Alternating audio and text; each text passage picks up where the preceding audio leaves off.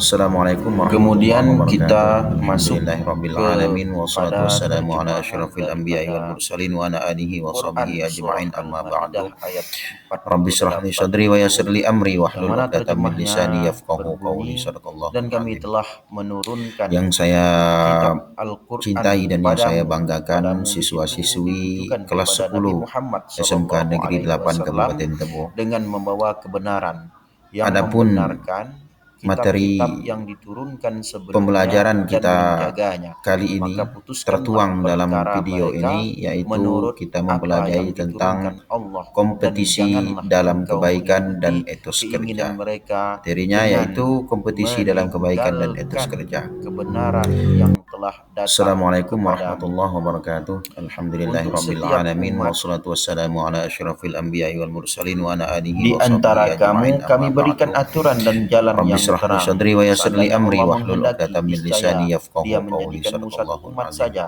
akan tetapi Yang Allah saya hendak mengujimu dengan karunia cintai yang dan telah yang saya Dia anugerahkan banggakan, kepadamu. siswa-siswi Maka kelas 10 berlomba-lombalah dalam SMK berbuat Negeri 8 kebaikan. Kabupaten Hanya Tebo. kepada Allah kamu semua kembali. Lalu Adapun Dia memberitahukan materi kepadamu apa yang selama ini kamu pembelajaran kita persekusikan. kali Artinya ini ayat ini menjelaskan tertuang dalam tentang video ini, berlomba-lomba yaitu dalam kita kebaikan mempelajari ataupun tentang berkompetisi kompetisi dalam dalam kebaikan. kebaikan dan etos kerja. Kemudian kita memasuki eh, yang poin pertama ataupun yang A, dalil tentang kompetisi dalam kebaikan ataupun dasar tentang kompetisi dalam kebaikan, yang mana dalil ini tertuang dalam Quran surah Al-Maidah ayat 48. Bismillahirrahmanirrahim. Wa anzalna ilaikal kitaba bil haqq musaddiqan lima baina yadayhi minal kitabi wa muhaiminan alaihi fahkum bainahum bima anzalallahu wa la tattabi' ahwa'ahum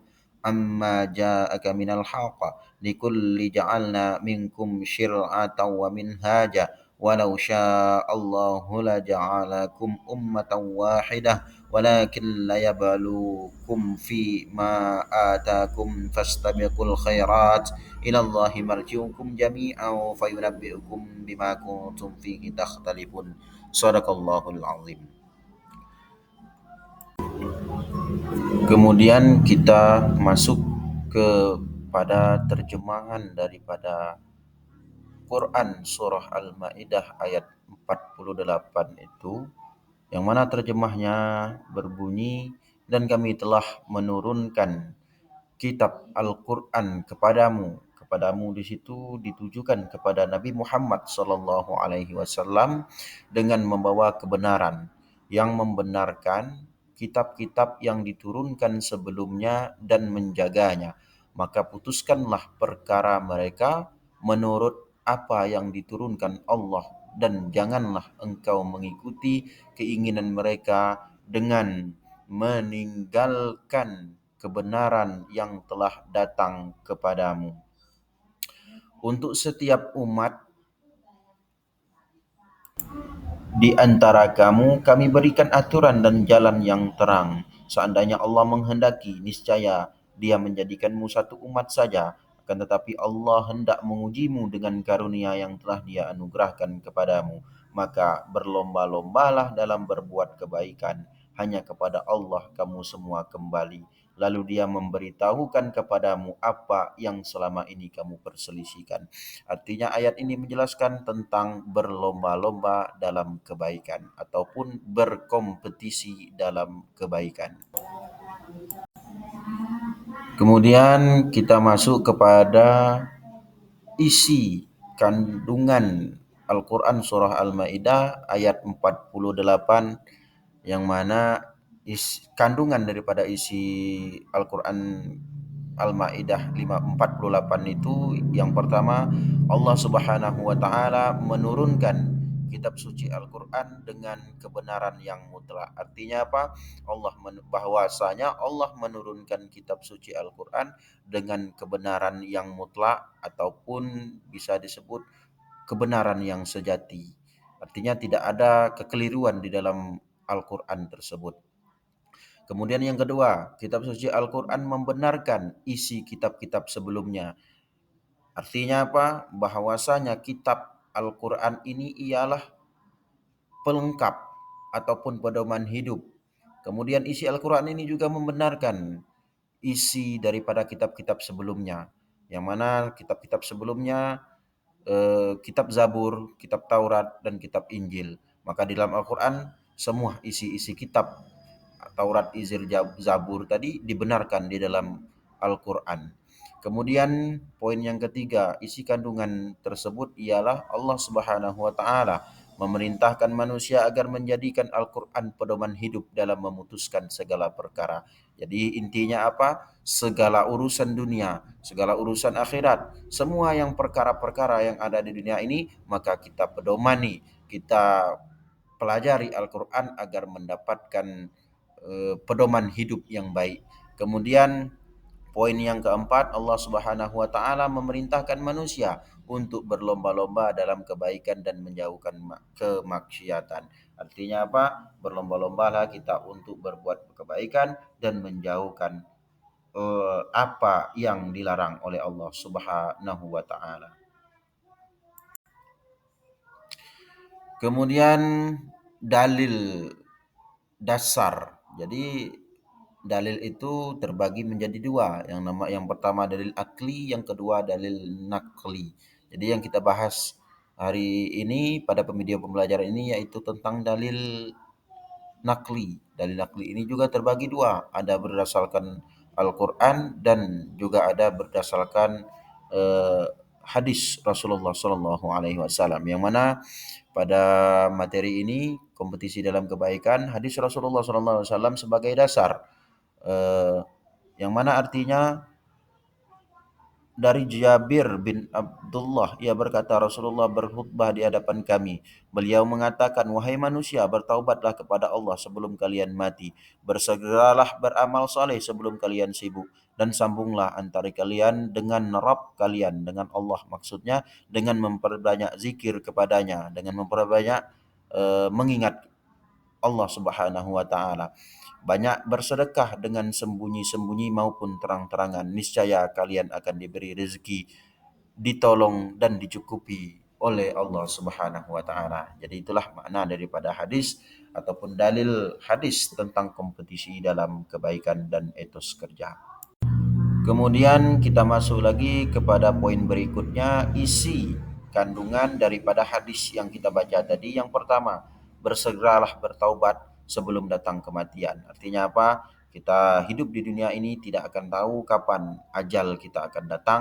Entah hari ini, entah besok, entah seminggu akan datang, entah 1 bulan yang akan datang, ataupun bahkan 1 tahun yang akan datang, kita tidak pernah tahu. Yang jelas, sebelum kematian itu datang menjemput kita, lebih baik kita bertaubat terlebih dahulu. Dengan taubatan yang seperti apa? Yaitu dengan taubatan nasuha, taubat yang sebenar-benarnya, berjanji tidak akan mengulanginya lagi. Kemudian poin yang kedua, segera beramal soleh sebelum datang kesibukan. Artinya apa? Selagi waktu kita luang, selagi waktu kita ada, maka perbanyaklah untuk beramal soleh dan beribadah sebelum datangnya kesibukan tersebut. Kemudian kita masuk lagi ke poin berikutnya, kompetisi dalam kebaikan. Jadi yang kita bahas kali ini tentang pengertian apa itu kompetisi dalam kebaikan. Kompetisi dalam kebaikan diartikan sebagai berlomba-lomba dalam berbuat kebaikan. Dalam Al-Quran hal ini disebut juga dengan fastabiqul khairat. Jadi kompetisi dalam kebaikan itu ialah berlomba-lomba untuk berbuat baik. Kemudian ibadah hablum minallah. Jadi kita berkompetisi dalam kebaikan itu juga termasuk ke dalam hablum minallah, seperti sholat berjemaah tepat waktu dan membaca Al-Quran setiap hari. Itu kita hubungan kita dengan Allah. Kemudian ada lagi hablum minan nas, yaitu hubungan kita sesama manusia. Berbuat baik kita kepada manusia, membantu tetangga yang membutuhkan pertolongan, ikut bergotong royong dan menyantuni anak yatim. Dan banyak lagi hal-hal yang terkait dengan kompetisi dalam kebaikan sesama manusia. Kemudian kita masuk poin berikutnya, kompetisi dalam kebaikan. Hal-hal yang harus diperhatikan dalam berkompetisi dalam kebaikan. Yang pertama, memegang teguh syariat Islam. Kemudian dilakukan dengan ikhlas, hanya mengharapkan ridho Allah Subhanahu wa taala. Artinya tidak mengharapkan eh, pujian daripada orang lain. Kemudian tidak boleh menunda kebaikan. Artinya apa? Kapan waktunya kita sudah ditemukan dengan hal kebaikan, maka jangan ditunda lagi untuk melakukan kebaikan itu esok harinya. Kemudian menjadikan waktu lebih bermanfaat dan energi tersalurkan untuk kegiatan positif. Jadi waktu-waktu yang tidak bermanfaat itu lebih kita manfaatkan dengan berbuat baik kepada orang lain. Kemudian dapat saling memotivasi dan membentuk lingkungan yang istiqomah dalam berbuat kebaik. Kita berteman, kemudian kita memotivasi kawan kita teman kita untuk berbuat baik. Bagaimana caranya? Maka dari diri kita sendiri berbuat baik terlebih dahulu, kemudian teman kita yang melihat kita berbuat baik otomatis akan mengikuti kita. Kemudian mendorong untuk menjadi hamba yang beruntung. Dan kita masuki ke poin berikutnya, cara menerapkan kompetisi dalam kebaikan. Ada cara-cara untuk menerapkannya. Yang pertama, selalu memaksakan diri untuk terbiasa berbuat baik sejak dini. Jadi setelah kita belajar tentang materi ini, maka kita paksakan diri kita. Walaupun kita tidak mau, tapi tetap kita paksakan untuk berbuat baik. Mulailah dari sekarang. Kalau tidak sekarang, kapan lagi? Kemudian yang kedua, memperdalam pengetahuan tentang Islam.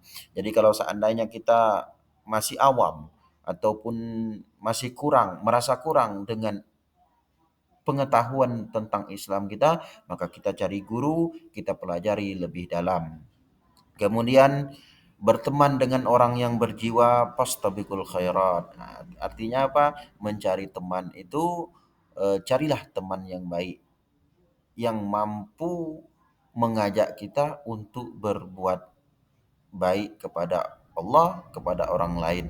Kemudian yang poin selanjutnya, memahami manfaat berjiwa fastabiqul khairat. Jadi berbuat kebaikan itu juga ada manfaatnya. Kemudian kita memasuki eh, poin yang selanjutnya, kita masuk ke dalam etos kerja.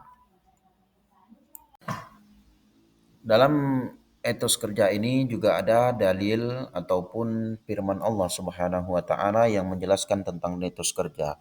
Yang mana ini tertuang dalam Quran surah At-Taubah ayat 105.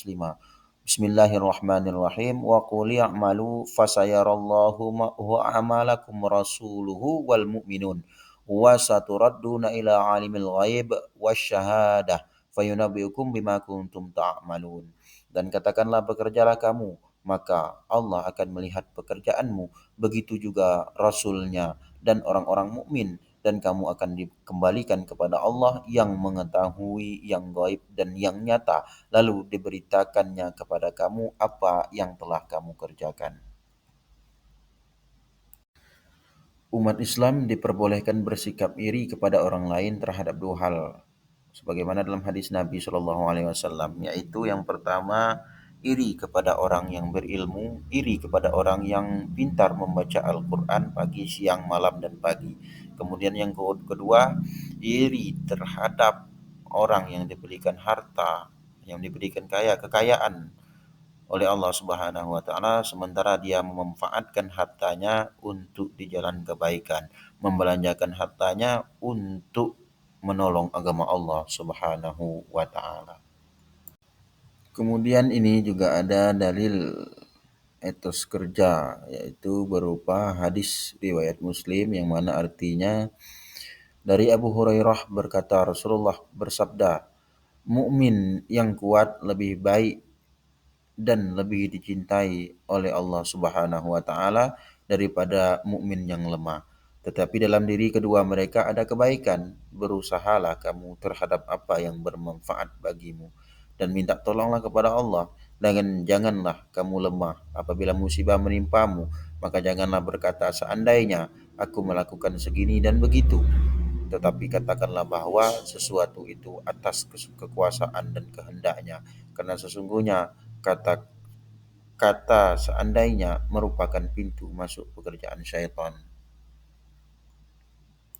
Isi kandungan daripada hadis tersebut yang pertama, menjadi umat Islam yang kuat. Yang kedua, menjauhkan diri dari meminta-minta karena dapat merendahkan derajat dan harga diri umat Islam. Ketiga, selalu waspada terhadap kebodohan dan kemiskinan karena dapat mendekatkan pada kekafiran. Dan kita memasuki kepada pengertian etos kerja. Jadi etos kerja ini dapat diartikan sebagai kerja keras. Menurut KBBI, yaitu Kamus Besar Bahasa Indonesia, etos kerja adalah semangat kerja yang menjadi ciri khas dan keyakinan seseorang atau suatu kelompok. Kemudian karakteristik memiliki sifat disiplin, selalu menghargai waktu, memiliki inisiatif, bertanggung jawab dalam bekerja, memiliki dedikasi tinggi untuk bekerja. Kemudian ada sebab-sebab pentingnya etos kerja, yaitu yang pertama, Islam memerintahkan umatnya untuk kerja keras. Artinya apa? Kita hidup di dunia ini bukan hanya untuk eh, menunggu saja di rumah, mengharapkan rezeki datang dari Allah, tetapi kita juga harus menggerakkan kaki kita, harus menggerakkan tangan kita untuk kerja keras demi mendapatkan rezeki dari Allah Subhanahu wa taala. Kemudian yang kedua, etos kerja memberi peluang untuk meraih hasil yang maksimal. Dan kalau kita sudah bekerja keras, maka biarkan Allah saja yang mengurus untuk hasil yang akan kita dapat. Yang penting kita sudah berusaha sekuat tenaga kita. Kemudian umat Islam yang kuat secara ekonomi lebih dicintai Allah karena dapat memberi keleluasaan untuk beramal dan menyelamatkan keimanan diri dari orang lain. Artinya apa? Kalau ekonomi ataupun sudah diberikan harta lebih, kekayaan lebih oleh Allah Subhanahu wa taala, maka lebih dicintai oleh Allah Subhanahu wa taala kalau harta yang dia punya dibelanjakan di jalan Allah. Kemudian kita memasuki manfaat etos kerja. Yang pertama, memperoleh hasil kerja maksimal, kemudian mewujudkan produktivitas dan efisiensi kerja. Kemudian menciptakan lingkungan kerja positif, menjadi umat Islam yang kuat secara ekonomi, dapat menjaga iman dan dicintai Allah dan Rasul-Nya. Dan ada juga cara menumbuhkan etos kerja. Yang pertama, menghargai waktu. Jadi waktu itu selalu berharga untuk diri kita. Jadi kita tidak sembarangan membuang waktu. Kemudian yang kedua, memiliki komitmen. Kemudian yang ketiga, memiliki kejujuran, konsisten, bekerja dengan ikhlas dan syukur, bekerja dengan rasa tanggung jawab, bekerja dengan santun. Kemudian prinsip menumbuhkan etos kerja, kerja adalah rahmat, kerja adalah amanah, kerja adalah panggilan, kerja adalah aktualisasi, kerja itu merupakan ibadah, kerja itu merupakan seni, kerja itu adalah kehormatan, dan kerja adalah pelayanan. Penerapan kompetisi dalam kebaikan dan etos kerja dalam kehidupan kita sehari-hari.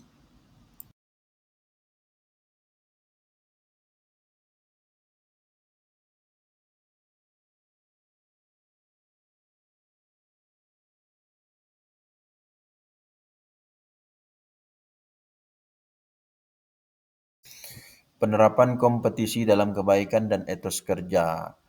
Misalkan si A setiap waktu istirahat pertama di sekolah selalu dia ke masjid ataupun ke musola untuk melakukan sholat duha 2 rakaat. Kemudian si B melihat hal tersebut dan mulai mengikuti dengan sholat duha 4 rakaat. Jadi ini merupakan penerapan kompetisi dalam kebaikan dan etos kerja dalam kehidupan sehari-hari, yaitu hablum minallah, ibadah kita kepada Allah.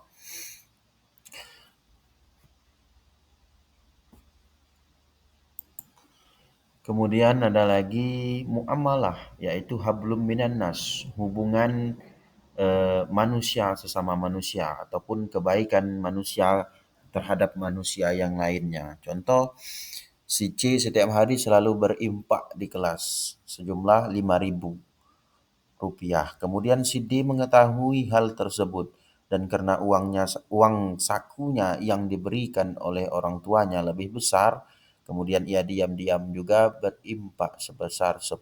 Itulah merupakan kompetisi dalam kebaikan dalam hubungan manusia sesama manusia.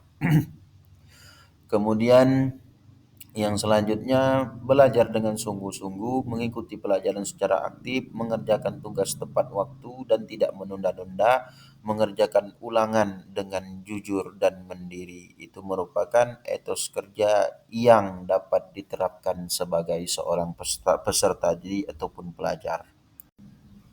Kesimpulan daripada materi yang kita pelajari tadi, Islam memerintahkan umatnya untuk berkompetisi dalam kebaikan agar menjadi orang yang beruntung di dunia dan akhirat.